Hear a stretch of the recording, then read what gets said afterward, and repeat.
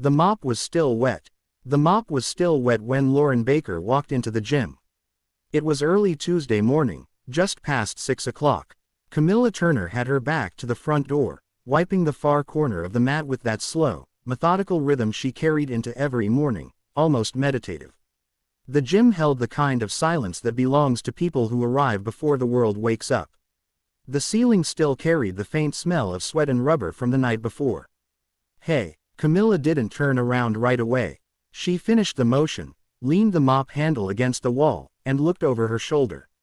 Lauren Baker was 26 years old, a black belt since she was 22, and carried herself with the easy confidence of someone who had spent her whole life being told she was exceptional.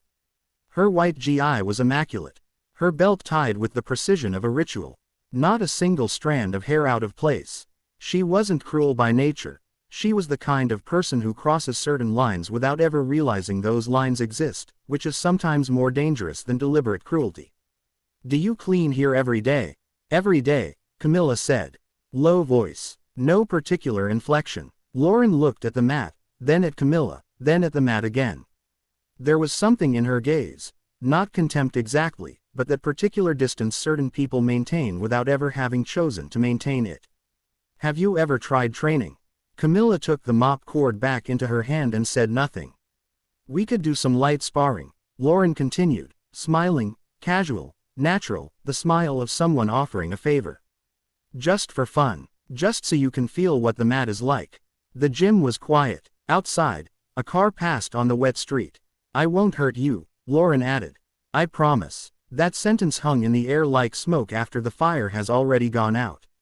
Camilla picked up the bucket and walked toward the back hallway without answering. But before turning the corner, she stopped in front of a narrow door, the cleaning closet, and opened it to put away her equipment. On the inside of the door, held in place with a worn piece of tape, was a photograph. Small, faded, edges slightly curled from time and the hallway's humidity. Students walked past that door every single day. None of them ever stopped to look. It wasn't the kind of thing that catches the eye of someone who isn't searching for it. But it was there. It had been there for months. Derek King arrived at 7:20. Owner for 12 years, a coral belt, the man who had transformed a rented 200 square meter space into one of the most respected training centers in the state. He had a habit of arriving before his students, pouring coffee in the small back room, and standing for a moment looking at the clean tatami before the weight of the day settled in. When he saw Camilla sitting on the bench by the hallway, still in her work clothes, hands folded in her lap, he knew immediately that something had shifted. Camilla Turner was the type who disappeared when her shift ended. Quiet, efficient, invisible by choice. Seeing her sitting there motionless was something that didn't belong in any ordinary version of the morning. What happened? Derek asked, dropping his voice without meaning to. She told him, briefly, without drama, Lauren's proposal, the exact words, the tone in which they were delivered. Derek was silent for a beat that lasted too long. It wasn't the pause of someone processing something minor. It was the pause of someone weighing variables Camilla hadn't mentioned, variables that clearly existed in some drawer inside his head that he'd kept locked for quite some time. Did you say anything to her? No, he nodded slowly, ran his hand across the back of his neck, glanced down the hallway as if checking for ears. Well, never mind. But his voice lacked the lightness the words required. There was a tension underneath, the specific tension of someone carrying a secret they didn't ask to keep, but had accepted anyway because someone they respected had asked them to. And who now realized, with growing discomfort, that the agreement had an expiration date, and it was approaching faster than he'd anticipated. Camilla looked at him for exactly 1 second. Then she grabbed her bag, said thank you in her usual voice, and left. Derek stood still in the hallway after she was gone. He stared at the closed door of the cleaning closet for a long moment. Then he went to get his coffee and couldn't finish the cup. The story began spreading through the gym that same Tuesday afternoon. It wasn't that Lauren told it intentionally. It was the way she mentioned it in passing during a break between rounds, in the tone of someone sharing a small, harmless anecdote. I told the cleaning lady to train with me this morning. She didn't even respond. A short laugh. Another laugh. The story traveled from student to student with the specific velocity of things that seem harmless precisely because no one pauses to examine what lies beneath them. What had started as a casual invitation had gathered an audience, and an audience changes the nature of everything. By Wednesday night it had become a running joke in the gym's group chat. Nothing explicitly cruel, just that particular brand of humor that works at the expense of whoever isn't in the room to answer back. Derek read every message without responding. He closed his phone and stared at the ceiling of the back room for a long while. Thursday morning. Felix Parker was at the gym earlier than usual, 42 years old, a brown belt of 3 years, one of the academy's longest-standing students and easily the quietest. He had the kind of presence that faded into the background of conversations. People rarely remembered whether he'd been in the room or not, but years of training had built in him a quality of attention that was almost clinical.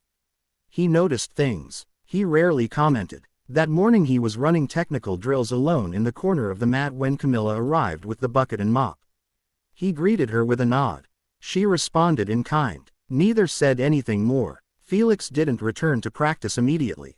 He stayed where he was, watching, not conspicuously, the way people who've trained long enough learn to observe peripherally, cataloging movement even when the mind appears to be elsewhere. Camilla was running the mop along the edge of the mat, and there was something in the way she held the handle, her hands, the position of her elbows, the way her weight distributed across her hips as she rotated her body to cover more ground without wasting steps. It was a small thing, almost imperceptible, the kind of detail that only registers if you know precisely what to look for. Felix returned to his drills without saying anything to anyone.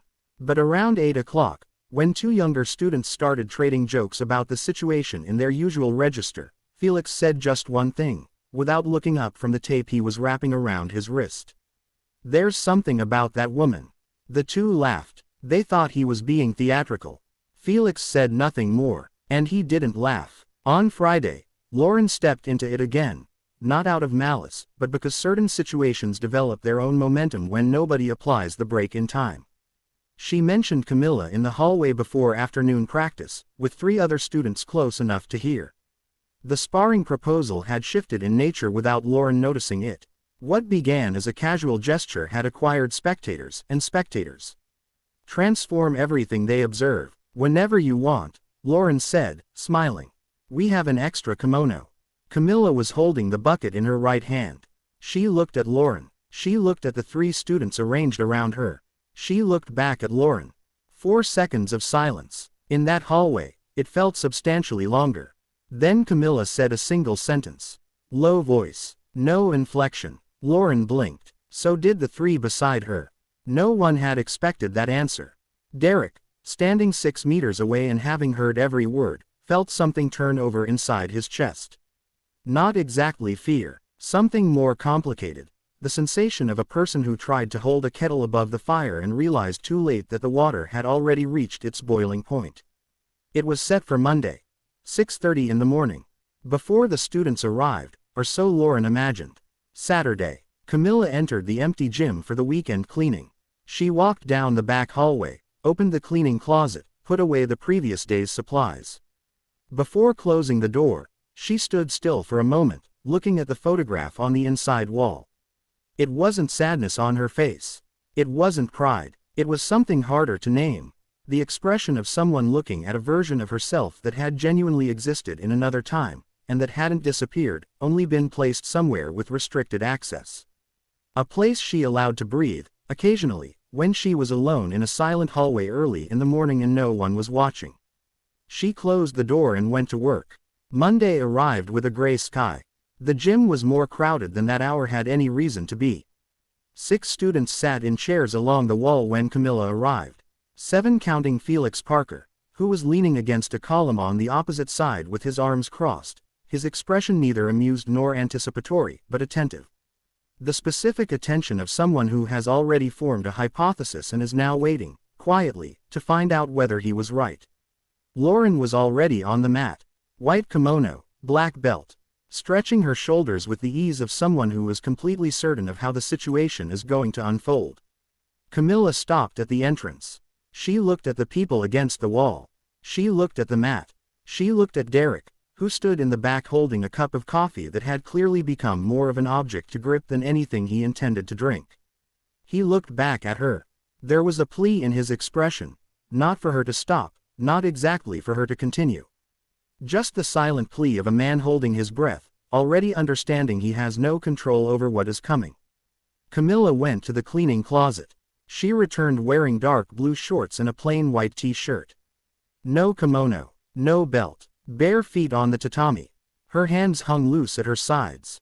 Her posture upright but relaxed, the posture of someone who has just stepped into a room they know well. One of the students against the wall whispered something to the person next to him. A brief laugh surfaced and then died when no one joined it. Lauren approached. She explained the fundamentals of the guard position, demonstrated how to close the grip on a kimono. She was patient and didactic, the manner of someone teaching, which is simultaneously the manner of someone who needs the other person to understand that she has something worth teaching. She was being kind, and inside that specific kindness lived a hierarchy she wasn't aware she was drawing. Camilla listened. She didn't ask questions. She didn't attempt the demonstrated movements. She stood with her eyes slightly lowered and her hands still loose at her sides. "You can start whenever you want," Lauren said finally. Camilla closed her eyes. 3 breaths, slow, controlled. It wasn't a relaxation technique.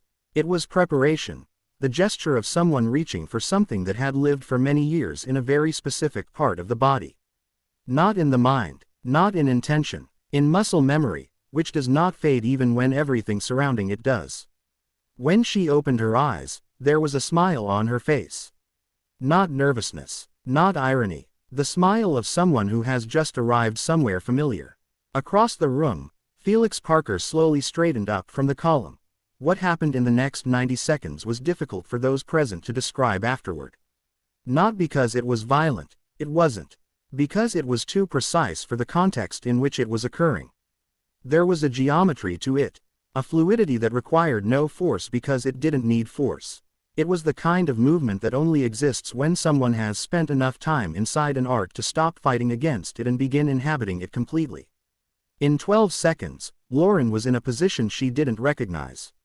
She tried to exit and the space that should have existed to exit simply wasn't there, not because she'd been blocked with strength, but because that space had been occupied beforehand, in a way Lauren couldn't trace back to its origin.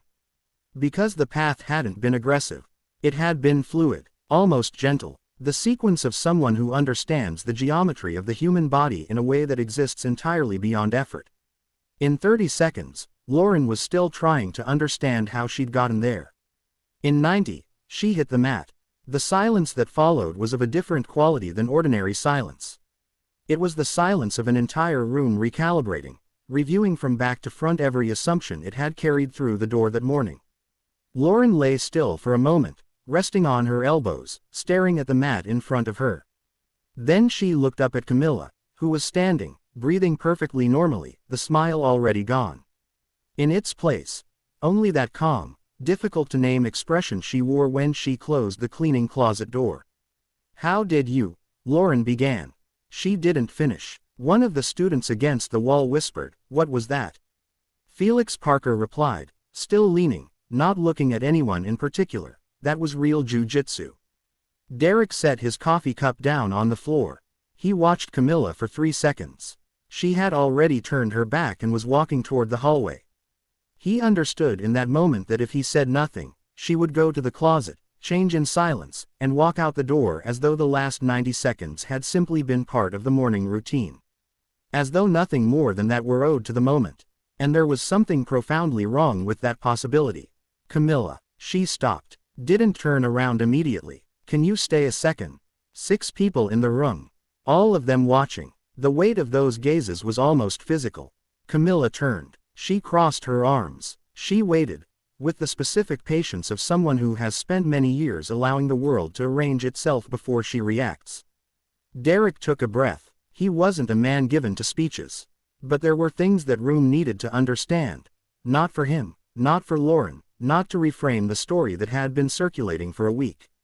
Because there was a particular injustice in letting people leave with the wrong version in their heads. "Her name is Camilla Turner," he began, his voice steady and direct. "She was a world grappling champion. 3 times. Undefeated in competition for 6 consecutive years. 8 international medals. 2 world titles in the open division." No one in the room made a sound. She works here in the early mornings because it was the only job with the right hours she could find when she came back. He paused. She was away from the sport for 18 months. Not because she lost. Not because she was injured. He paused again. A brief but necessary pause. Her daughter got sick. Seriously. The kind of illness that takes up every hour you have, every decision you make, every morning you wake up. Camilla spent 18 months moving between the hospital, the doctor's office, insurance forms, and sleepless nights waiting for test results. She didn't abandon the sport. She chose her daughter. And when things stabilized and she needed work, I needed someone to clean early in the mornings. He looked at Camilla for a moment before continuing. She specifically asked me not to tell anyone. I respected that. Maybe I should have said something before we got to this point. The silence that followed was different from the silence after the sparring. That one had been shock. This one had weight. The specific heaviness of a room full of people re-examining what they had said and done across the previous week. Lauren's eyes were fixed on the mat. Later, after the other students had gradually filtered out, Derek walked to the back hallway. He stopped in front of the cleaning closet. That narrow door everyone had passed every day without looking at it. He opened it slowly. The photograph was still there. Curled edges, slightly faded, but visible enough for anyone paying attention. It was a podium photo. Camilla with one arm raised, a medal around her neck, looking straight into the camera. Not with the expression of exuberant triumph, but with something deeper, arrival. The expression of someone who traveled a long road and reached exactly where they needed to be. And in her arms, a girl of perhaps 7 years old, hugging her mother's neck, wrapped in a flag that nearly covered her small face. The girl was laughing. It was the kind of photograph that requires no caption.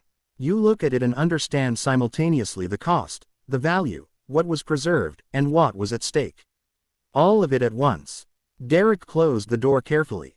Lauren stayed at the gym until 10 in the morning. After the others left, she sat on the edge of the mat, looking at her own hands. Felix Parker walked past before leaving. He stopped beside her for a moment. Those hands of hers, he said slowly. I saw them Thursday morning when she came in to clean. The way she held the mop handle. He paused. You could tell they weren't the hands of someone who had never trained. Lauren looked up at him. But that's not what matters, he continued. What matters is that you never asked who she was. You only saw what she was doing. He left. The gym went quiet. Lauren sat there for a long time with that sentence settling inside her the way certain truths settle, slowly, without haste, without asking permission. Like water finding the lowest available level. 2 weeks later, on the surface, the gym had returned to normal. Workouts followed the usual schedule. Students arrived, trained, and left. The trophies stood on the glass shelf near the entrance. The mat was cleaned every morning before 7. But some things had changed in ways that aren't visible from a distance.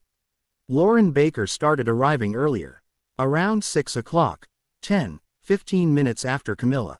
She'd stay in the small back room with a coffee and she didn't force conversation, didn't try to repair what had happened through words. She had understood, sitting alone on that mat, that certain things cannot be repaired with words. If they are repaired at all, it happens through presence, through sustained attention over time, through the willingness to show up even when it isn't convenient. So she showed up. In the second week, one morning when the two were in the same hallway at the same time, Lauren asked about her daughter. It wasn't an elaborate question. No grand gesture preceded by explanations and apologies. Just a simple question, asked in passing, in the tone of someone who genuinely wants to know. Camilla looked at her for a moment, the look of someone measuring the sincerity of a question before deciding what to do with it. Better, Camilla said. She went back to school in March. That's good, Lauren replied. And it was true. There was nothing more hiding inside those 2 words. No guilt dressed up as concern. No performative generosity. Just exactly what the words said. Camilla nodded. Lauren nodded. They went on their way. Derek saw the exchange from the end of the hallway and said nothing. But he thought about something he had come to understand over his years in that gym, something it had taken him a long time to fully absorb.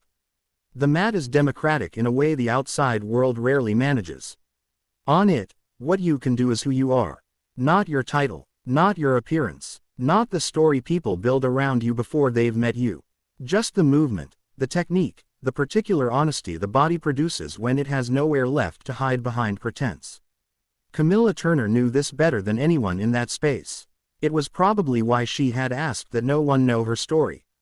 Not because she was ashamed, but because she knew that if people knew, they would see the story before they saw her.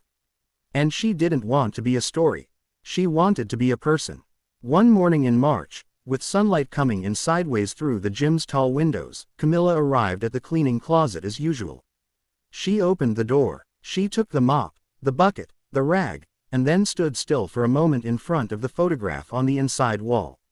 The same photograph, the same curled edges, the same faded image, the girl laughing on her mother's shoulders, wrapped in a flag, on the podium of a championship that had taken place in another life. Not because that life had ended, but because it had matured into something harder and more real than any trophy. Camilla took the photograph off the wall. She didn't throw it away. She folded it carefully and slipped it into the pocket of her jacket. She closed the closet door and went to clean the mat. Outside, Lauren Baker was arriving. She saw Camilla through the glass of the front door, and before stepping inside, she held the door open. A small gesture, automatic. The kind of thing the body does on most days without the mind needing to weigh in, and which on most days means nothing at all. On that day, in that gym, after everything that had passed within those walls, it meant everything. Camilla walked through. Neither of them said a word. They didn't need to. Some conversations happen entirely without language. Some are made of small gestures and consistent presence, of showing up, of holding the door open for someone who was always there, and whom you simply stopped long enough to see. Late, but stopped. This story doesn't end with a trophy. It doesn't end with a speech or a dramatic reconciliation. It ends with an open door and two women in a gym, early on an ordinary morning, the light falling in from the side and the mat waiting. Sometimes dignity doesn't need a stage. It just needs space, and someone who finally pauses long enough to see what was there from the very beginning.